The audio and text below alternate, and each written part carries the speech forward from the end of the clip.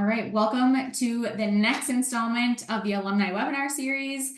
Today we are joined by Ria. You might recognize her face from our Instagram and TikTok accounts as she was an ambassador for quite a few months, actually. It was a while. So it was great to kind of delve into her story there, and we're going to get even more into that today. So first things first, my name is Rachel. I'm the sales and marketing manager for CIE TEFL. I am a CIE alumni myself with the Teach in Spain program. And it's just a pleasure to get to talk with more alumni. So Ria, why don't you go ahead and introduce yourself? Hi guys. So like Rachel said, if I seem familiar to you guys, or maybe you've seen my face, you've probably seen me on CIE's socials. I was their South Korea social media ambassador for almost like a year and a half, I think. I was doing it for a long time. But yeah, I shared quite a lot on the TikTok and Instagram. And so yeah, I'm just super excited to be here and to answer all the questions. Yes. Great. Well, so I mean, the interviews I've always started with kind of where you were when you first started, because it's been a little while now since you were, a baby program participant of the program in South Korea. So tell us a little bit about that like decision to go to Korea. What inspired that? Sure. So, all through like university, I got the opportunity to travel. So I've been in Latin America. I went to Mexico, El Salvador, and I also got the opportunity to work abroad in the Middle East, in Iraq and Iran. And so I had been thinking about working or studying somewhere, maybe like in Southeast Asia or East Asia, because it was one part of the world that I hadn't seen yet. And so I was thinking about that, and then I found CIEE, and I literally was getting everything ready, and I was gonna go through the EPIC program to teach at a public school, and then COVID happened, and then everything got put on hold. And so yeah, I was kind of in between, like, oh, should I stay, should I go? And then I just kind of said, you know what, I'm just gonna go. Like, what is the worst that can happen? Like, the worst that can happen is I don't like it. I'll just finish my year and then just come back home. Like, it's not a big deal. And I ended up loving it because I'm still here in Korea, still teaching. Yeah, that's great. Well, so tell me, I didn't know that you had, so much international experience before you went to Korea. So tell us a little bit more about kind of, your international experience leading up to teaching abroad. So I had lived in Mexico actually for 2 years. I did 2 years of middle school in Mexico, and then I Mhm. studied abroad in Oaxaca there. And Okay. then, yeah, and then I ended up getting like a summer internship position for a staffing company doing their social media actually in Iraq, and they were launching their new office in Iran as well. And so I got to live in those two countries for about like 6 months between like the summer and the fall. So that's pretty much all the international experience I had. And so I was always kind of intrigued about going to maybe Thailand or China or Japan. And so actually Korea never even crossed my mind. I didn't even know that Korea was an Mhm. option until I found CIEE.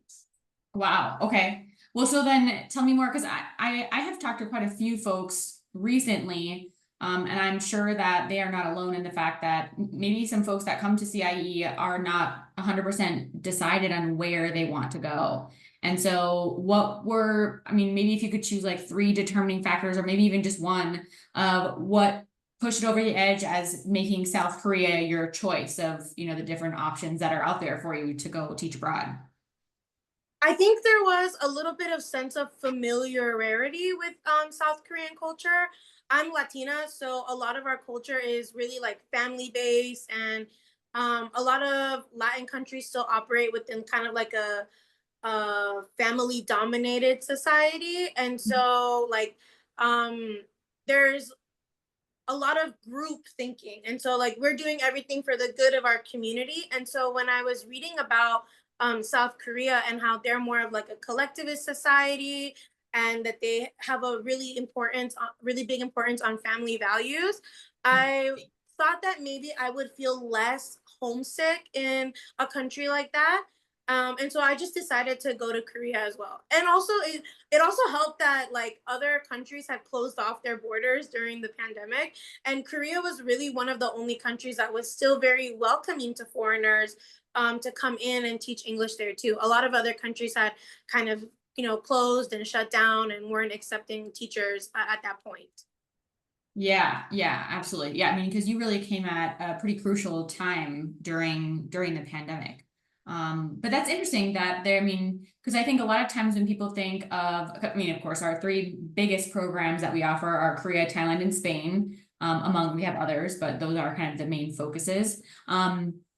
I think a lot of people see Spain as the most similar to what we're used to in in the US. But it's Mhm. interesting that after your research, you felt that you saw the parallels between your culture and South Korean culture as well. I think we can get more into this later on the conversation, but I'm curious to know, now that you've lived in Korea for a while, do you still find that rings true?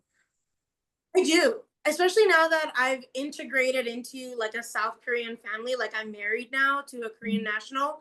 And so like I find us doing things that I would also find myself doing with my family back home. Like, we do the holidays together. We do all the Korean holidays and then they also want to celebrate like Mexican holidays with me and American holidays too. And so I still find myself like feeling that closeness of home that I would have even when like my in-laws invite me for like a home cooked meal and things like that. Like it's the same feeling as when you go home from college or your mom invites you for a meal or something at her house. Like it's kind of that same homey feeling. And so yeah, no, I still definitely think it rings true. Yeah, that's awesome to hear. I think that's very comforting because I think one of the big parts about living abroad is like being able to find that like home feeling, and create that abroad. So that's really awesome that you have found that. Um, Yeah. that I mean, that's even before I got married, like I fostered relationships with even my Korean co-teachers where we're not like we don't even address each other as like teacher anymore. Like we're friends. Like we're on a first name basis now. So yeah. like I would go over to their house and I would sleep over there and there's breakfast waiting for us. I'll interact with their kids, I'll hang out with them. Like it felt very much just like being home. So I think like a lot of the times when I was doing the social media, a lot of people said, "Oh, it's hard to make friends in Korea." Like, well, what about making friends with Korean nationals and my co-teacher? They're just as open as you are to being friends too. So Mhm. like, I think just like making that one little step to just kind of like push a little bit, and they're so willing to open up too. Yeah. Yeah. I mean, I think you ultimately are the one that has to go in with the open mind, as someone coming in. Hmm. And I think you'll find that people are pretty accepting. Well, that's great. So now let's get into a little bit of, I mean, so one of the main questions, as folks are leaving for teaching abroad, around this time of year, some folks are already out and some people are waiting to go. A big question that I've been asking everyone is, do you have any packing tips for people that are going, especially for Korea, because your contract usually is around 12 months to start. So it's a long commitment. Any packing tips for people who are going out first time? Yes. So Korea is still a very conservative society, and it's mainly because like their values are from like Confucianism, and Mhm. so they don't really like disturbing other people in society. Like they value harmony in society, and so like here, I would say people it's not that they're afraid to be individual or anything, but they're kind of more like follow the flow kind of. And so I would suggest like bringing a lot of neutrals because you'll definitely like blend in that way, and they're safe for work too. Definitely bring jeans and work pants, but if you're gonna bring jeans, don't bring jeans with holes in them because the grandmas will ask you like, "Oh, your pants are old. You should buy new pants." So yeah, just be wary if you bring jeans with holes. And definitely bring a good winter jacket. The winters here are so cold. And I went to school in Virginia and I like lived in Georgia when I was back home and it gets cold there in the winter, but it's like a different cold here. It's like humid and dry cold at the same time. So Yeah, I have a jacket that literally goes down to my ankles. That's how much covered up I want to be. So yeah. Yeah. And you can correct me if I'm wrong, but Korea is also known for a very hot summer. So there's two extremes for sure. Yes, yeah, and actually these days summer is going like all the way to like October. Like we still have like tropical nights we say over here all the way up until October, even after like Korean Thanksgiving. So I think like really light fabrics like linens, breathable cotton fabrics, t-shirts, things like that would be really good for the summertime. And then for the winter, warmer pants, sweatpants, really nice woolly socks to keep your feet warm, and a good winter coat and boots, snow boots or rain boots, anything that has some kind of traction so you don't slip and fall on the ice. Yes, that's a good one. That's a good one. Yeah. Like the power of layering, it sounds like is Yes. the key for your suitcase to Korea. Well, that's great. So now let's get a little bit further into I guess like let's break down because you've been in Korea for so long. I think let's break down like how you were feeling during that first year and like the progression of what piqued your interest to stay longer. Like how were you feeling when you first arrived? Like give us that like I don't want to say like emotional roller coaster, but that's kind of what it is when you move abroad. It's like you're taking in so much new things, right? And things change a lot within that first year. So give us a little snapshot of what that looked like for you. It was super overwhelming, like not just because I've moved to a new country, but also like as I said before, like I came during the pandemic, so we were dealing with all of that and Mhm. like moving to a new country all at the same time. So I think it was just really overwhelming to have both of those things going on. But as I got into like my rhythm of teaching and stuff, everything just got a little bit easier, especially after I got closer with my Korean co-teachers. They really helped a lot, and they they had accompanied me to like doctor's appointments, dentist visits. They even like called and like booked like appointments and stuff for me to just like make life easier. So yeah, I think my first year, if I could sum up my first year, it would be overwhelming but gratifying at the end. And so I think I ended my first year in February of 2022, and I had already made up my mind that I was going to stay because I wasn't ready to go home. I just felt like I felt not finished. I felt like, I don't know, like I had to see more. I wanted to see more of Korea, experience more things here. I just wasn't ready to leave yet. And so I just ultimately decided to stay longer and have my second year. And by my second year, I was working already as like the head teacher for the Mhm. afternoon school since I had taught almost every level in afternoon at that point. And then by my third year, I was head teacher overall. So I was head teacher for all of the foreigner staff and kind of was the middleman between the foreigner staff and then the Korean staff. Yeah, that's awesome. So I think that's a really important thing to note about Korea is that there is upward growth available. There's opportunities for renewal. I think a lot of people have questions about that. And just general professional growth. I mean, if you're moving up in the system or you're having the opportunity to teach various different levels of students, I mean, that's a huge deal in terms of growing professionally while you're also teaching abroad, obviously. Yeah. So I think that's a big perk of Korea. And I think it goes without saying the next question would be like, so you had mentioned Epic. I think you went into Hagwon, so if I'm not mistaken. Can you tell us a little bit about like the difference between those two things and like what people should have in mind when they're choosing between those two options?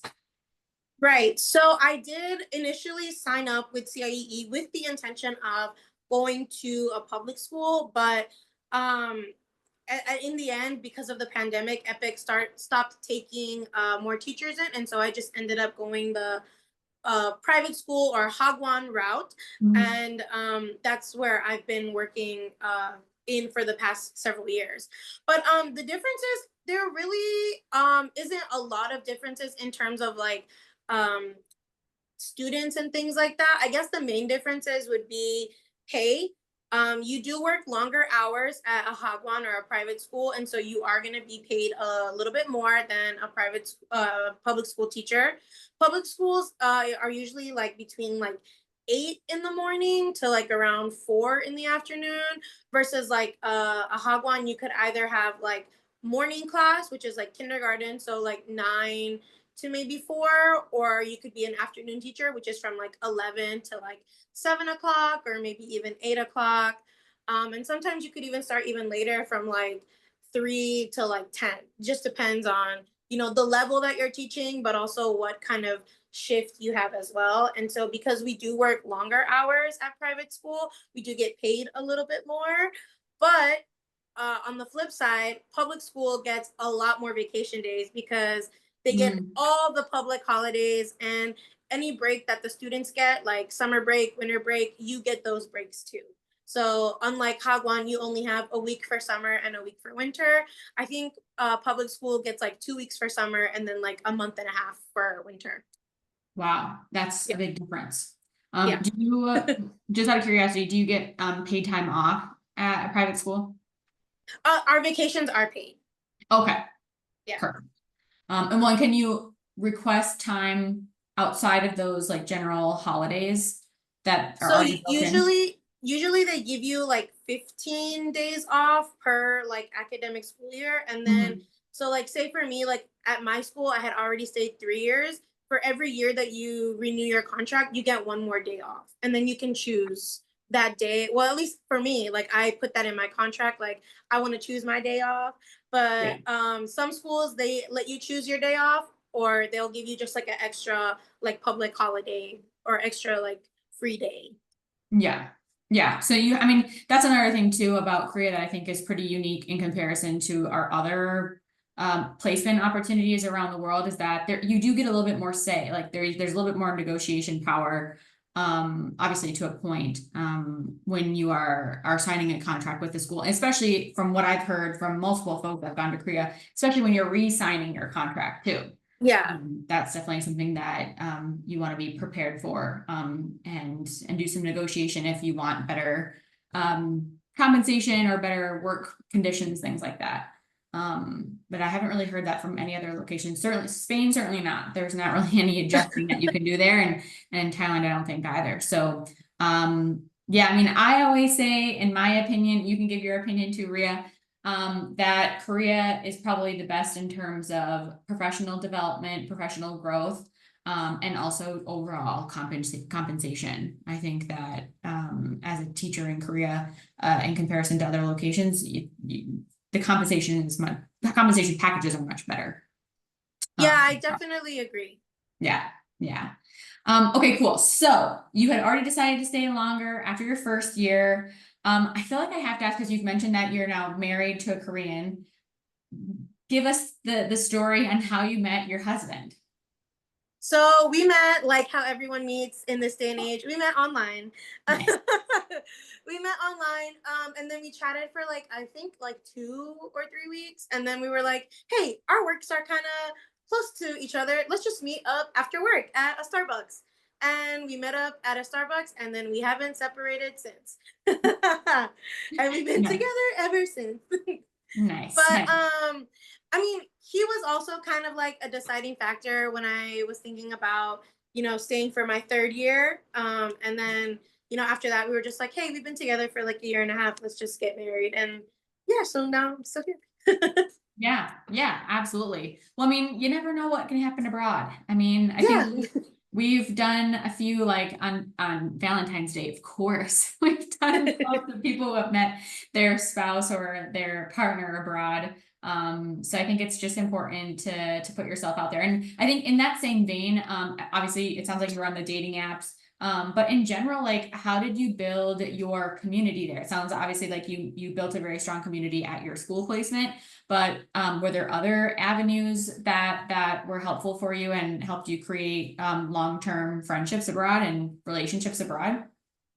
Honestly, yeah. I mean, like, we would just go out, like me and my like other group of like foreigner teachers at my school, like we would just go out and we were loud, we were having fun. It was everyone's first year in Korea, so we're all having fun, and people just kind of always gravitated towards us, and we just ended up making a bunch of new friends by the end of the night. And on some of these friends I still like talk to till this day, so that I've met like my first year here. And so yeah, I think the easiest way to like make friends, especially if you want to make like Korean friends, just go out and like try things, or like go do stuff. You can even do hobbies, like group hobbies these days. Like running clubs are super trendy. Like people get together Mhm. and go on group runs, or even doing like sports, different club sports. Like my husband's in a rock climbing crew, and he made Mhm. friends through a rock climbing crew. So just doing like little hobbies and things like that is also a really good way to make friends. And then these days, actually, I've seen like a big like surge on Instagram and Facebook of people saying like, "Oh, girls in Seoul, like let's meet up," or like, we've started a book club for people in Busan, like come join us on Saturday here." So there's always like things for you to find on Facebook and on Instagram. Like you just kind of have to like look for stuff. Yeah, I think social media is definitely a big help when you're abroad because people have there's groups that are out there already that you can join. Yeah. I think that's super super important. One, so in the aspect of community, I think a lot of people, because I mean, I think you and I have talked about like the language barrier and how that goes a little bit, but I'm curious to know, because you've been there for so long, do you find that like well, how's your Korean? How do you think is the best way to learn Korean? And does that affect community building abroad with a language barrier? If you ask me personally, I think my Korean sucks, but my husband says that it's pretty good. So I don't know. Like people always say different things, but honestly, the best way to learn Korean is to just like immerse yourself fully in it. Like if you're Yeah. in a small town, like don't even try to use English. Just learn the Korean word for whatever you need, like at the grocery store, or the Korean word for if something breaks down in your apartment, just learn the Korean word for that. And people are like really excited when like just even one Korean word. They get really excited, and they'll even tell you like, "Oh my god, your Korean is so good," even if you just know like one word. So they're really encouraging, and they really want you to learn and things like that. So yeah, definitely the best way is to just fully immerse yourself. Like don't even, I know it's hard because we're surrounded by English like the whole day teaching it, of course, but Yeah. once you leave school, like just there's community centers that give free classes during the week. There's programs like KIT that help you learn Korean. Their classes offered by the government. And then you can always look up like language exchanges on Facebook, or meet up with Korean friends and tell them like, "Hey, like let's practice Korean today," and things like that. Yeah, absolutely. One, so I guess to kind of go further on that question is like, when you are meeting locals, do you like, is the language barrier difficult to navigate? Like, do you find that they're open to helping you learn Korean? Do you do a lot of the language exchanges, or like, is there any kind of barriers, I guess, in terms of really connecting with the local culture, apart from people who obviously are native English speakers when in Korea? Um, no, they're super open to helping you learn Korean, especially because a lot of the times they also want to like learn English and Mhm. practice it too. And so Yeah. they're super helpful in like reciprocating, the language exchange and things like that. But also, they're so encouraging too. Like even if you like make a mistake, they'll just say, "Oh, if you don't know it, just mix Korean and English. It's okay. Like I can understand. It's fine." So like you get kind of like in that Konglish kind of like space. And yeah, no, they're super super open and super like excited for you to even try. Yeah. Yeah. I think it really comes with, I mean, it's like if you want to put yourself out there and learn the local language, there's gonna be a lot of opportunities to do that, but it has to come from you. Yeah, Um, for sure. And it and, definitely helps you to learn the local language, mhm. especially if you're thinking about living in Korea long term, even after you complete your 1 year with CIEE. I think it'll help you in the long run, especially if you're thinking about maybe moving outside of your small town, or moving out of the city and into a small town, or into a beach town, or English might not be as common as it is in like Seoul. So yeah, it definitely will help you in the long run. Yeah, so that's another question too, is that folks are very concerned about location around Korea. And I think obviously that has an impact of how much English might be around you. Obviously, more major metropolitan areas are going to have more. But do you have any opinions on like, should people, be concerned about like the location of it, or is it okay to be kind of more open? Because from what I've heard, and you can correct me if I'm wrong, is that you get to do interviews at schools before you leave for Korea. And there's a little bit of a say that you have in either accepting or rejecting positions. And sometimes there are positions that are outside of those main metropolitan areas. So kind of your thoughts on that, and like what people should really be thinking about in terms of locations around Korea, with respect to like keeping an open mind, really. Yeah, no, so for me, I did about like 4 or 5 interviews, I want to say, and um I had put for my preferred locations, like I preferred Incheon, Seoul, and then I put Busan, and I got none of those. Okay, I went to another town. I went to a completely other town.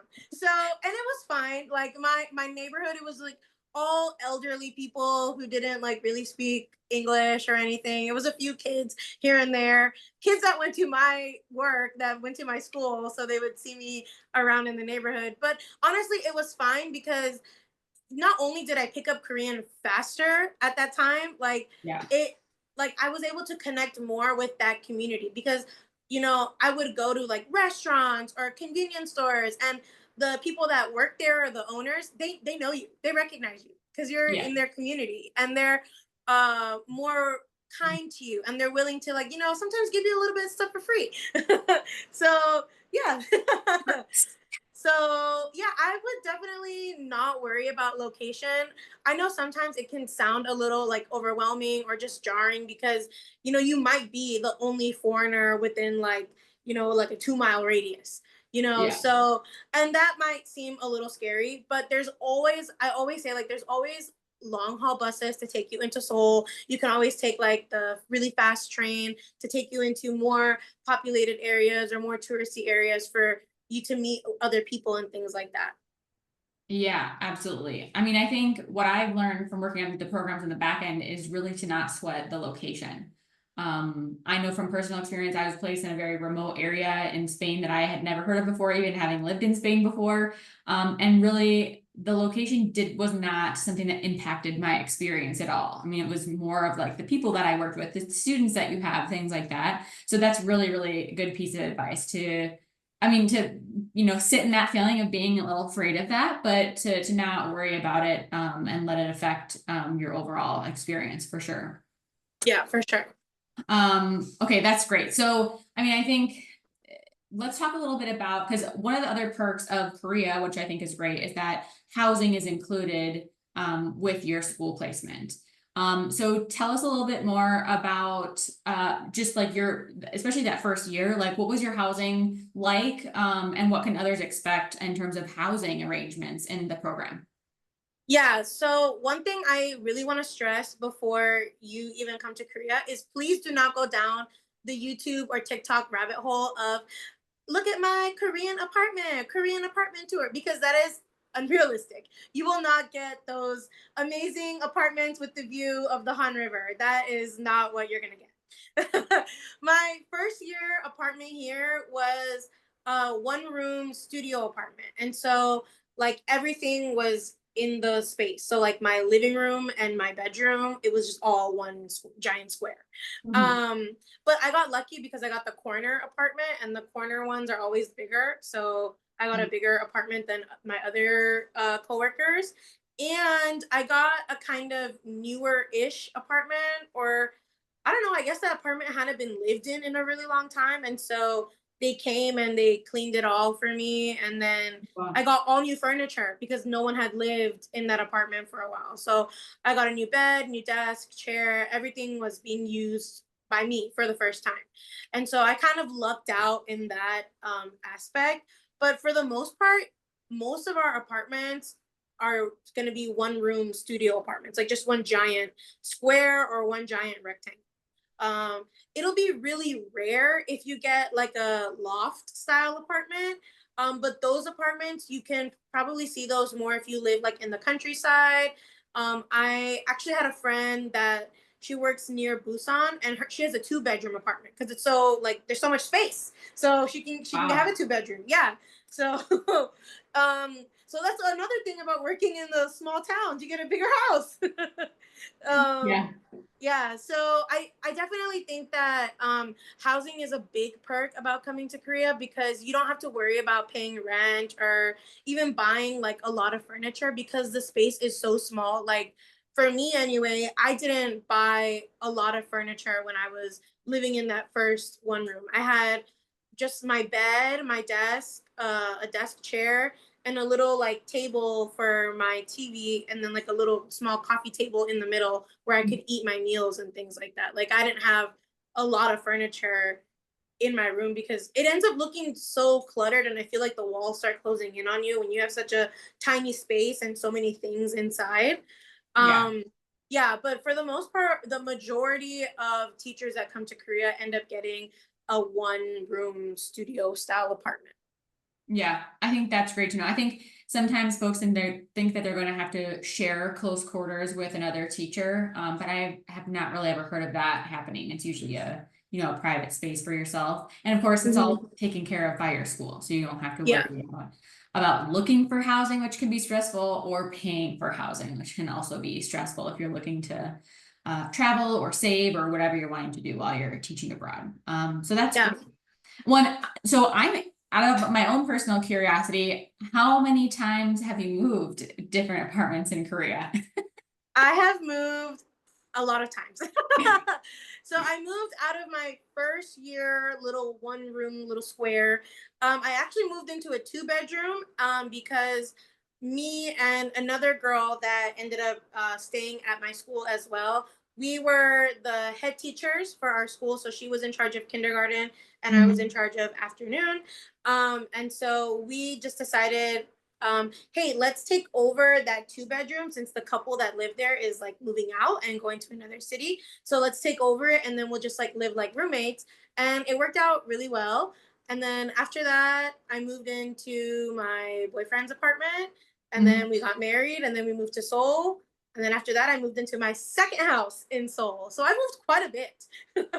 Yeah, that's Yeah. that's a lot. That's a lot. The reason I ask is because I feel like you probably have experience now, like just in different apartments, different living styles, and kind of what to expect. So I think if there's any like piece of advice for people who are moving to Korea with respect to housing, is there any like nugget of advice that you have for folks in preparation to moving into an apartment in Korea? Just think about your own bedroom. Like, look around at your own bedroom in your house. That's the size of your whole apartment. So, if you're kind of like coming in expecting a super big apartment and you're working in like the city, it's not going to happen. You Yeah. have a higher chance, definitely, of getting a bigger space if you work like in a smaller city or a new city or even in the countryside. There's a large chance for you to get an even bigger apartment when you go to those kind of areas. But definitely, if you're working like in Seoul or even like Incheon or Suwon, you probably won't get a super big place. And also, just think about how much stuff you're gonna bring because there's not a lot of storage in Korean apartments, especially in those one rooms.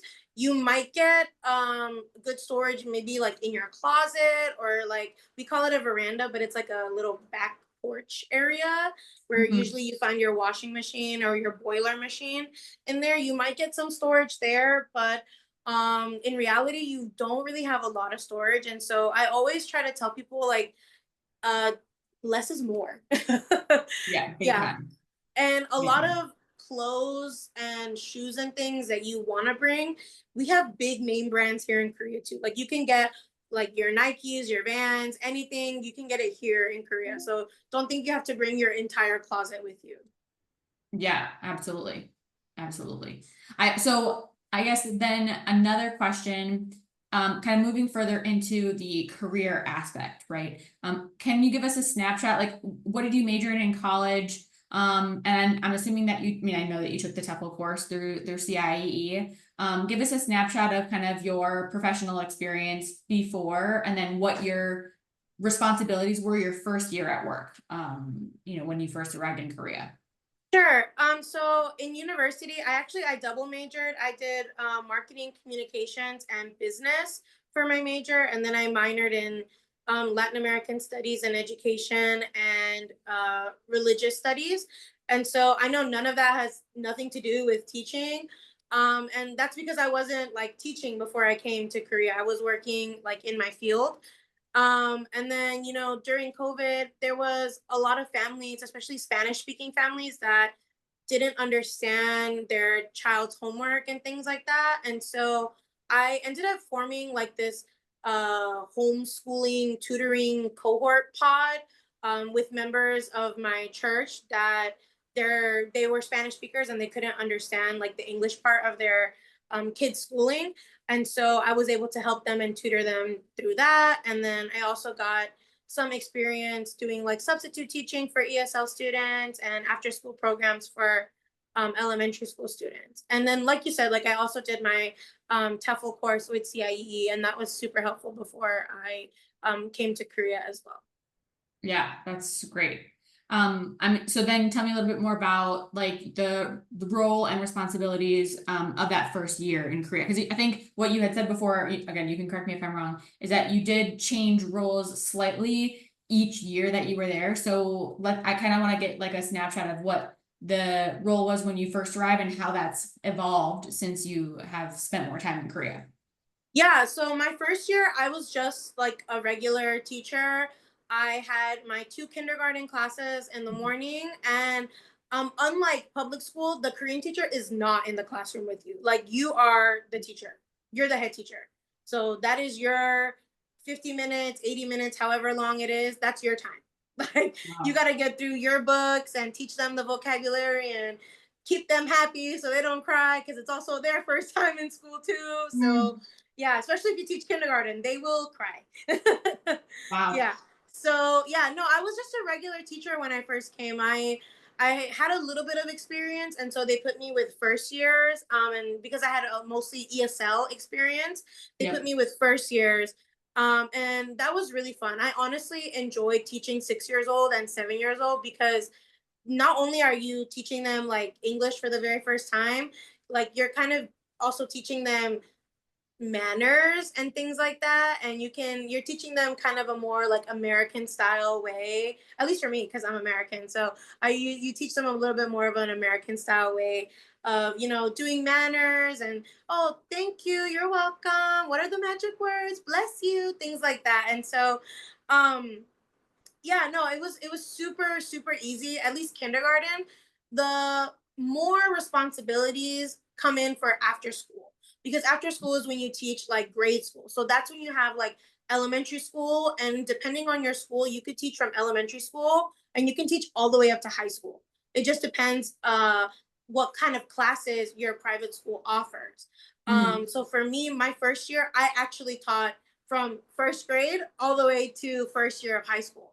And Wow. so yeah, so I would have to like shut my brain off for like first grade and then transition to middle school and then transition again to high school. And then by the time you're teaching high school, you're basically teaching native speakers at that time. It's more grammar focused, more vocabulary, a lot of more test prep, things like that. Yeah. So a lot of the major responsibilities came from when you teach after school, when you teach grade school. That's when you're gonna have like the kind of heavy grading or like checking book reports, checking homework books, things like that. Yeah. Well, and so would you say that your school supplied you with what you were supposed to be doing in the classroom, or is this something more of your initiative that you needed to come up with a curriculum and make sure that you were, I don't know, going over the goals that the school had set for you, but they weren't supplying necessarily the lessons and lesson planning for you? For me, for Hagwons, I would say most Hagwons have their preset curriculum. So they will give you actually like the teacher's editions of whatever books you're going to be using for that class. And when you make lesson plans, essentially all you're doing is making like a calendar with page numbers of what you're going to be going over that day. Or if you teach study hall, whatever class the student missed, you're going to end up just teaching when their makeup class or whatever. Hmm. Yeah, so they had already pretty much gave me a set curriculum, at least for elementary and middle school. And then for kindergarten, there is a set curriculum, but because you're with them for a longer period of the day, there's more flexibility. So you could always, make them sing a song or teach them a dance or read a storybook with them. Or I used to love doing like arts and crafts projects with them just to keep them busy and help them learn motor skills. And so there's also a lot of flexibility with kindergarten because you're with them. If you have two kindergarten classes, they're both 80 minutes. So what are you going to do in 80 minutes if you only have one page of work to do that day? So there's a Yeah. lot of flexibility with kindergarten to do like fun things. And then if your co-teacher is like kind of up for it, you could even go like to the park near your school and like explore and learn the English names for things at the park or things on the playground, and make them a scavenger hunt, make them find flowers or leaves and things like that. So there's always more flexibility, I would say, with kindergarten than there is with elementary, middle school, and high school, just because it's a shorter time. Usually for those grade levels, it's like 50 minutes, whereas kindergarten is a very long time that you're with them. Yeah, and you have an agenda to get through Yeah. with the older kids, for sure. Okay, so that's a good snapshot, I think, of your initial experience. So tell us, like, how has your role changed up until this point from when you first arrived in Korea? Definitely a lot of more responsibility in terms of helping the foreigner teachers adjust. So when I was at my Hagwon, I worked at that Hagwon for 3.5 years. Mhm. And so I was uh, really in charge of helping the other foreigner teachers really adjust to not just working in Korea, but also like living and surviving on their own in Korea. And so there was a lot of responsibilities that I had that focused on like helping them, book their immigration appointment, helping them get their ARC, or helping them go to the doctor or translate things and find, papers on the computer or files on the computer that they didn't know because they can't read Korean. So it was just things of that nature that I had more responsibility over. And now in my new school, I kind of do more admin work. So I do a lot of like new kid interviews. I help with the curriculum. I help choose books for the curriculum. When the other manager is not there, I'm the manager that's in charge, and so I, have to open the school, lock it up. I do Mm. library duty sometimes. So yeah, now I'm kind of more in an admin role, and then I just teach 3 classes during the week. Okay, so you are like a true jack of all trades Yeah. for, for Hagwons. Yeah. That's crazy. That's a lot of stuff going on.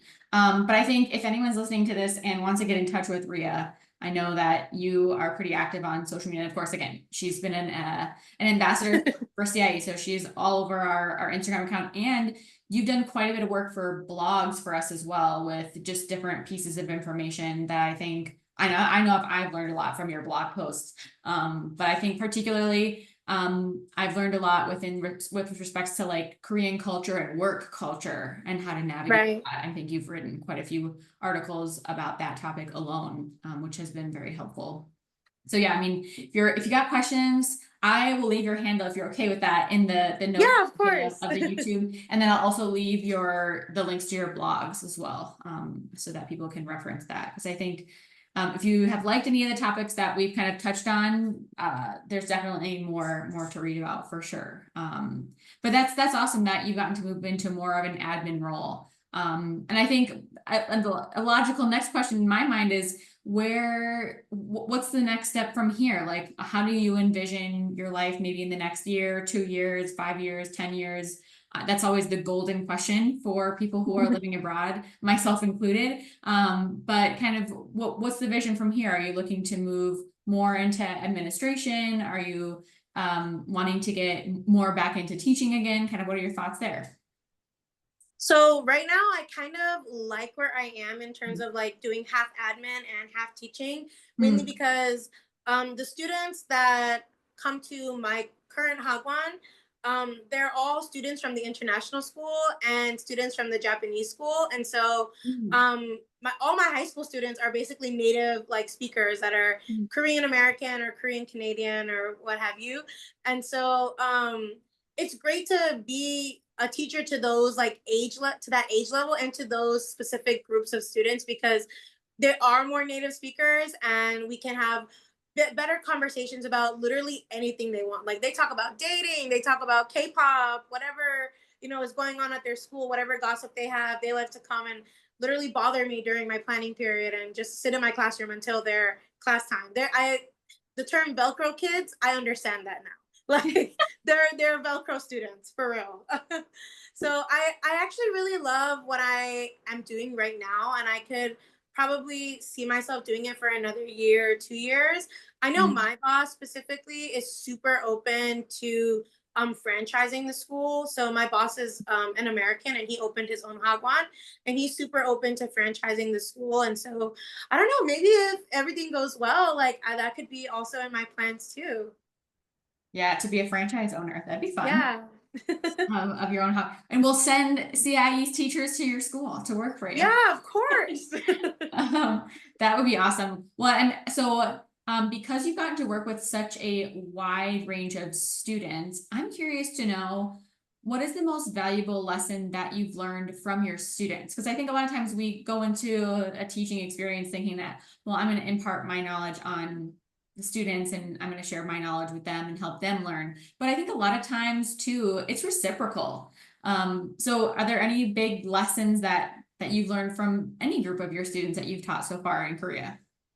Yes. So, especially like now that I have taught, it's crazy when I think about it because I've taught from like one end of the education like spectrum from their when they're first starting out in school in kindergarten all the way to like the senior level of high school when they're graduating. So like at the end they're all the same, like they're all kids and they show that at any age level. Like it doesn't matter if they're babies or if they're going off to college, they're still all kids, it doesn't matter, and they're still gonna always be open for like a story time or like a snack or even just a hug from teacher. Like they still want that, they still still see you as the grown up even though we're like close in age, like they still see you Mm, as a grown up too. And so yeah, just being kind of like that friend but also that teacher that we still see them as kids, they're still going to always be kids to us. mm.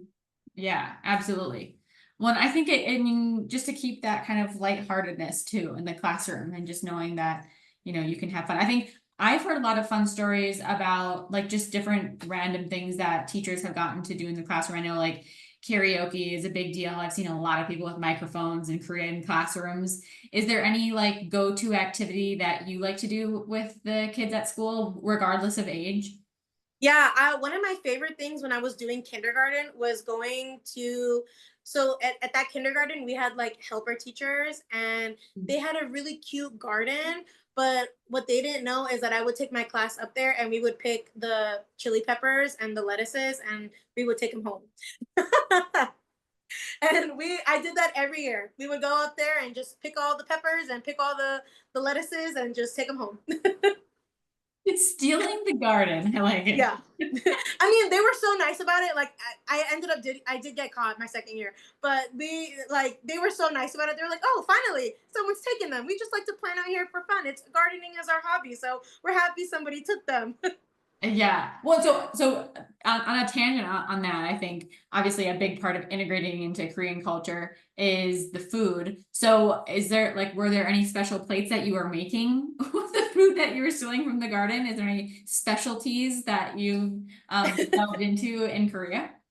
So I remember on the day that we took the lettuce one time, it was the perfect day to like steal the lettuce because we got, in Korean we call it bosam, so it's like boiled pork that's like really thinly Mm, sliced, and you eat it with like lettuce or cabbage leaves. And so we picked the lettuce on the perfect day to eat it as a side dish. nice, nice. To make Yeah. the meal complete. I like that. Yes. What would be your favorite Korean dish overall if you had to choose? Maybe your top three if you can't choose. Oh, my top three. Okay, definitely. I feel like this is so basic, but definitely kimchi fried rice. That's my Mm, favorite meal. That's I always beg my husband to cook it because that's my favorite meal. mm. Especially with like the sunny side up eggs and a lot of cheese on it. That's my favorite. My second one is probably we eat this on Korean Thanksgiving. In Korean, we call it galbijim, but it's like braised short ribs with like carrots Mm. and radishes and like a sweet sauce. Oh, it's so good. When my mom and my sisters came, I like served that to them, and my mom still texts me like, "Oh, I think about the food that your father-in-law made us. It was so good. I think about that meat all the time." I mean, Korea is known for having some pretty spectacular food, so Yes, that's yeah. for sure. One, I think if we're like rating like top things too, are there any like top like cultural events, like things you can't miss while you're in Korea teaching abroad, especially if you're there for the full 12 months? Yeah. So, okay, one of my favorite things, if you're like a Halloween spooky person, definitely visit the haunted Hanok village. There's like a folk village that is available to go to all year round, but around October and like Halloween, they decorate it to be like all spooky and like they have like stories about Korean ghosts and Korean like monsters and goblins and things like that. And so if you're like a spooky person, you want to check that out. That is really fun. I'm trying to get tickets to go this year, so hopefully I can go. Also, you should check out like we call it our Disneyland of Korea, but Lotte World. It's super fun. There's lots of roller coasters and different rides and stuff, and then there's also like an indoor part where you can go ice skating inside too. Oh, Yeah, yeah. So that's really very fun too. cool. And there's an aquarium I think attached to it too. So there's like a lot of things to do. Yeah, Wow. I think yeah. you have pictures from there, right? That I you do have pictures from there. Yeah, there's like a submitted to giant our Ferris library. wheel outside. Yes. Very Yes. nice, very nice. Yeah. And then maybe a third thing, definitely visit Jeju Island. It's like a Mm, small island off the coast of mainland Korea. It's still Korean territory, but visit literally anytime, like summertime, wintertime, there's always stuff to do. Summertime, you can go to the beach and experience like the really yummy seafood and stuff. And mm. then during the winter, they have a lot of like mandarin farms and like Jeju oranges, and you can literally like pick like giant boxes of them and take it home. Wow. Yeah. Wow. That would be great. Yeah. One, I'm surprised you haven't said anything about cherry blossoms. I know that that's been a big thing for a lot of people is seeing the cherry blossoms. I know, I think was it this year that you and I were talking about that it like got ruined for you or something this year that you weren't able to go see the cherry blossoms in the prime cherry blossom Yes. season? Yes, we were planning to go, and then like it rained like all weekend, and then all the trees were naked, so no more cherry blossoms. No. No, that's horrible. I the reason I mentioned that because I've seen some pretty spectacular pictures over the years of that. So I think that's definitely a good photo op for anyone who's looking to bring some nice pictures back for Yes. sure. And if you're interested in dating, that's definitely a really nice place Um, to go on a date. I went there for my like first couple of dates with my husband, so definitely a really pretty place. you never know. You never know what could happen. That's great. So I mean, I think if there's any like overarching advice for folks, and like, well, I guess here's a better question. What would be your elevator pitch for Korea? If anyone is considering maybe different locations and about ready to make that final decision, what's the elevator pitch for Korea in your opinion? Oh, that's so hard because there's so many good things about Korea. Like I've been here for so long, I've seen so much. There's so many good things here. But if I could just leave you guys with just one last piece of advice, I would definitely say like just make the jump. Just do it. Like Yeah. literally just do it. Because like anything like you're gonna go over there, you're gonna experience your life over there, and maybe you say maybe you don't, but like at least you can say that you did it. Like, oh, I went to Korea, I traveled there, I worked there, I experienced different things all year round, and I made like long lasting friendships there. Like at least you have that experience with you, and you can take that experience in other jobs that you do too. Yeah, 100%. Just do it. It's funny that you mentioned that because I think that's been an overarching theme of these interviews is that pretty much everyone has said, just do it. So, so if anyone's taking any piece of advice home, it's truly just to do it. I mean, I think there's a lot that goes into planning for teaching abroad. I mean, I think that's demonstrated by your experience and many other folks like you as well, myself included, of course. But you know, it's such a valuable experience that's going to have a lasting impact on your career. And again, you never know. I mean, did you know that you were going to stay in Korea for, you know, what, 4+ years at this point? Did you know that you were going to get married in Korea? No, but how amazing is that? That the Yeah. journey unfolded the way that it has for you. So, yeah, I mean, it's been really great talking to you. Do you have any last words as we're wrapping up the interview today? Just, I know Rachel said that she was gonna put the links for all my stuff down below, and literally do not hesitate to reach out. I am so passionate at talking about teaching in Korea. Like, I if I could convince every single person to do it, I would just say just do it. Like, it's fun. There is a lot of work that goes into it and a lot of work that you will do, but overall your experience, like, I have so many memories with my friends. Like, we literally will like get together and laugh about all like the craziness we experienced our first year just living here, and all the memories that we have like shared together. And so if you ever like want any advice or any questions about anything like Korean culture or anything, just let me know. Just slide into my DMs. Yes, yes, I'll definitely be tagging Ria's information in the description of the video below if you're watching this on YouTube. So definitely check that out. Check out her blog post for sure, for sure. Lots of good information in there. And yeah, go to Korea, guys. It's gonna be a lot of fun, promise. Um, Yes.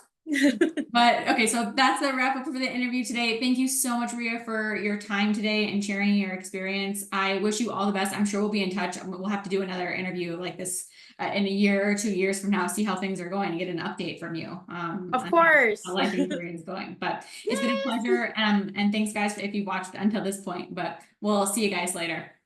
Bye. Bye.